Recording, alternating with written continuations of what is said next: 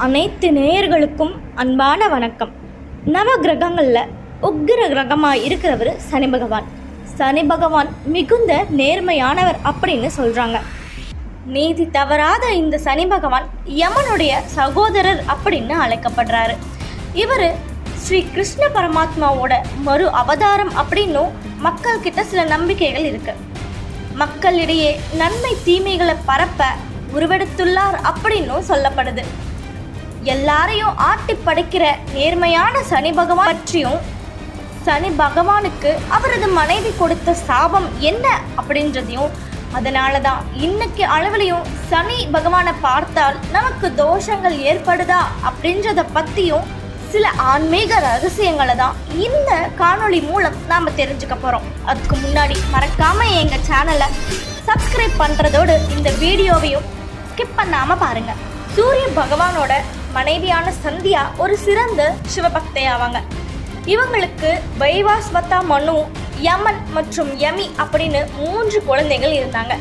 சந்தியா தன்னோட வலிமையை அதிகரிக்கிறதுக்காக சிவனை நோக்கி தீவிரமாக தவம் புரிய முடிவெடுத்தாங்க. ஆனால் சூரிய பகவானை தனியாக விட்டு செல்றதுக்கு மனம் இல்லாமல் தன்னுடைய நிழலை கொண்டு சாயா தேவி அப்படின்ற பெண்ணை உருவாக்குனாங்க. சாயா அப்படின்னா நிழல் அப்படின்னு பொருள். தனது 3 குழந்தைகளையும் கணவன் சூரிய பகவானையும் காக்கிறதுக்காக இந்த சாயா தேவியை விட்டு செல்றாங்க. சூரிய பகவானின் வெளிச்சத்தில் இருந்து பிரிந்து வந்த சந்தியா தன்னுடைய தந்தை கிட்ட செல்றாங்க. நீ உன்னோட கணவரிடமே திரும்பி போ அப்படின்னு அவருடைய தந்தை சொல்றத கொஞ்சம் கூட கேட்காத சந்தியா குதிரை வடிவம் எடுத்து காட்டை நோக்கி சிவ தவத்திற்கு தயாராகிறாங்க. சூரிய பகவானும் சாயா தேவிய தன்னுடைய சந்தியா அப்படின்னு நினைச்சு அவரோடு சேர்ந்து வாழ ஆரம்பிக்கிறாங்க. இதனால அவர்களுக்கு மனு, சனி மற்றும் தபதி அப்படின்னு 3 குழந்தைகள் பிறக்கிறாங்க. சூரிய பகவானின் வெப்பத்தால் சனி பகவான் கருவில் இருக்கும் போதே கருப்பா மாறி கருமையான நிறத்துல பிறக்கிறாரு. இதனால சூரிய பகவான் சனி தன்னுடைய குழந்தையா இருக்க முடியாது அப்படின்னு சாயா தேவிய சந்தேகப்படுறாரு. அது மட்டும் இல்லாம சனி பகவான் முதல் முறையாக சூரிய பகவானை சூரிய கிரகத்தால பாதிக்கிறாரு. அவரோட இந்த கெட்ட பார்வை மட்டுமே அவருக்கு கிடைத்தது. எனவேதான் சூரிய பகவான் சனி பகவானால சபிக்கப்படுறாரு. சனி பகவான் ஊனமுற்றவர் அப்படின்னு நம்ம எல்லாரும் கேள்விப்பட்டிருப்போம். ஆனா எதனால அப்படின்னு ஒரு புராண கதை ஒன்று சொல்லுது. சாயாதேவி தனது குழந்தைகளை அன்போடு கவனிச்சு கொண்டாங்க.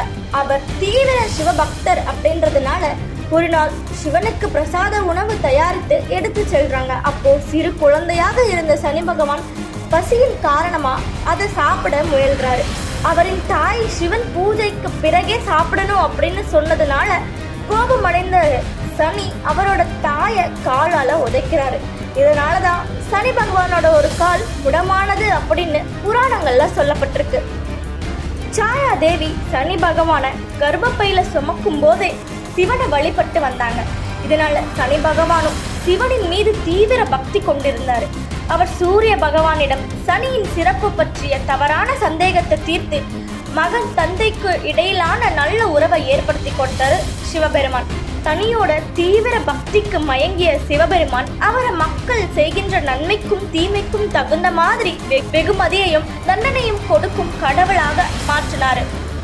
சனி பகவானுக்கு 2 மனைவிகள் இருப்பதாக புராணங்கள்ல சொல்லப்பட்டிருக்கு. முதல் மனைவி நீலா அப்படின்ற நீலிமா அப்படின்னு சொல்லப்படுற ஒரு பெண். 2வதாக அழகில் சிறந்த தாமினி என்பவரும் ஆவார். சனி பகவான் தீவிரமான சிவபக்தராக இருப்பவர். இவருடைய பக்திக்கு இணங்கி சிவன் இவருக்கு பல வரங்களை அளிச்சிருக்காரு. அதுல நவகிரகங்களில் இடம் பிடித்ததும் ஒன்று. அது மட்டும் இல்லாம உலக உயிர்கள் செய்யும் நல்லவை மற்றும் கெட்டவைக்கு ஏற்ப அவர்களுக்கு நல்லதும் கெடுதலையும் ஏற்படுத்தும் பொறுப்பும் இவருக்கு இருக்கு. ஒரு முறை சிவன் மீது இருந்த அளப்பரிய பக்தியின் காரணமா கடும் தவம் புரிந்து கொண்டிருந்தார் சனி பகவான். அந்த சமயத்துல அவரது 2ஆம் மனைவியான தாமினிக்கு குழந்தை ஏக்கம் வரவே சனி பகவான தியானத்தில் இருந்து எழுப்பி இருக்கிறார். ஆனா சனி பகவானால தன்னுடைய தியானத்தில் இருந்து மீண்டு வர முடியல. இதனால கோபமுற்ற தாமினி, நான் விரும்பும் சமயத்தில் நீங்கள் பார்க்காததனால இனி தங்களை நேருக்கு நேர் பார்ப்பவர்கள் யாரா இருந்தாலும் அவர்கள் செய்த பாவங்களுக்கு ஏற்ப கெடு பலன்கள் உண்டாகும் அப்படின்னு சாபமிட்டிருக்காங்க. அதுக்கு பிறகு தியான நிலையில் இருந்து கண் கலங்கியபடி சனி பகவான் விழுத்த போது தாமினி தான் கொடுத்த சாபத்தை நினைச்சு ரொம்பவும் மனசு வருந்துறாங்க. ஆனா கொடுத்த சாபத்தை திரும்ப பெறும் சக்தி அவருக்கு இல்லை. அதனால இன்று அளவுலையும் நேருக்கு நேர் சனி பகவானை பார்ப்பவங்களுக்கு பாவத்துக்கு ஏற்ப கெடு பலன்கள் உடனடியாக கிடைக்கும் அப்படின்றது ஐதீகம். அதனால தான் சனி பகவானை நாம் நேருக்கு நேராக நின்று வணங்கக்கூடாது, ஒரு பக்கமாக நின்று வணங்கணும் அப்படின்னு சொல்லியிருக்காங்க.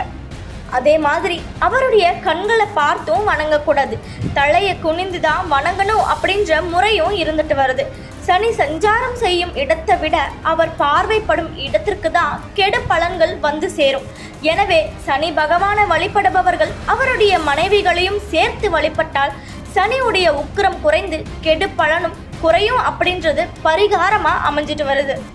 நம்மளுடைய ஜாதகத்தில் சனி பயிற்சி வந்தாலே பயப்படுறோம். ஆனால் உண்மையில் சனி பகவானுக்கு நம்ம பயப்பட வேண்டிய அவசியமே இல்லை.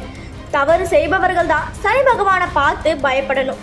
நீதியுடனும் நேர்மையுடனும் நல்ல குணங்களுடனும் இருப்பவர்களுக்கு சனி பயிற்சி என்பது மிகப்பெரிய அதிர்ஷ்ட பயிற்சியாகவே அமையும். அதையே செய்து சிறு சிறு தவறுகளை மட்டும் செஞ்சிருந்தா அவருக்கும் சனி பகவான் பலவிதமான கெடுதல்களை சங்கடங்களை கொடுப்பாங்க. ஆனால் இறுதியில் அவருக்கான அதிர்ஷ்டங்களையும் யோகங்களையும் வாரி வழங்கி விட்டு தான் அவரை விட்டு நீங்குவாங்க. சனி பகவானுடைய நன்மைகளை பற்றி பார்க்கலாம். சனி பகவான் ஒரு உக்கிரமான கடவுளே கிடையாது. அவர் நாம் செய்கிற நல்லது கெட்டதுக்கு தகுந்த மாதிரி நமக்கு நன்மைகளையும் தண்டனைகளையும் வழங்குறாரு. நாம் தான் அவரை உக்கிரமான கடவுளாக சித்தரித்து வச்சிருக்கோம். எனவே நமது நல்ல கெட்ட விஷயங்களை பொறுத்தே அவர் பார்வை இருக்கும். இருந்தாலும் சில நற்செயல்கள் மூலம் அவரோட அனுகூலத்தையும் நாம் பெற இயலும். இந்த வீடியோவில் சனி பகவான் எவ்வாறு பிறந்தாரு, சனி பகவானுடைய மனைவி சாபம் கொடுத்த கதையையும் சனி பகவானை நேருக்கு நேர் ஏன் பார்க்கக்கூடாது அப்படின்றத பற்றியும் தெரிஞ்சுக்கிட்டோம். இந்த வீடியோ பற்றின உங்களுடைய கருத்துக்களை மறக்காமல் கமெண்ட்டில் சொல்லுங்கள். இந்த வீடியோ பிடிச்சிருந்தா மறக்காமல் எங்கள் சேனலை சப்ஸ்கிரைப் பண்ணுங்கள்.